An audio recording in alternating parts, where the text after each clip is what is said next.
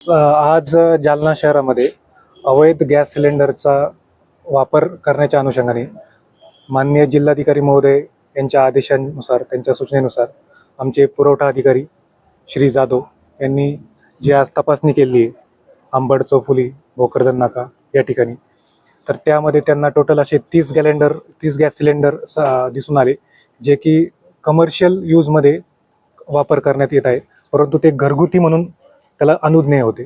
तर असे 30 gas cylinder जप्त करण्यात आलेले आहेत. यानंतर हे 30 गॅस सिलेंडर त्या गॅस एजन्सीला दिले जातील आणि त्याचा जो पुढचा पत्रव्यवहार आहे ते संबंधित जे जिल्हा पुरवठा अधिकारी यांना केलं जाईल. त्या अनुषंगाने मी पूर्ण जालना शहरातील व जालना जिल्ह्यातील नागरिकांनाच याद्वारे मी संबोधित करू इच्छितो की कोणत्याही प्रकारे पॅनिक सिच्युएशन करण्याची आवश्यकता नाही. जो घरगुती वापरासाठी जो गॅसचा पुरवठा आहे तो सुरळीतपणे चालू आहे. शासनाचा त्यावर पूर्णपणे नियोजन आहे, प्रशासनाचं पण त्यावर पूर्ण नियंत्रण आहे.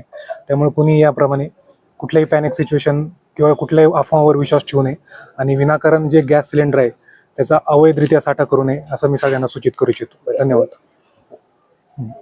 बरं, मला सांगा की नियमांचे उल्लंघन करून ज्या व्यावसायिकांनी व्यावसायिक कामासाठी घरगुती गॅस सिलेंडरचा वापर केला यांच्यावर काही कारवाई करणार? त्यांच्यावर पण रीतसर कारवाई होणार. संबंधितावर गुन्हे दाखल करण्याची पण कारवाई केली जाणार आणि त्यानुसार त्यांच्यावर पुढे जी कारवाई आहे पोलीस यंत्रणेमार्फत केली जाणार आहे. ओके, धन्यवाद.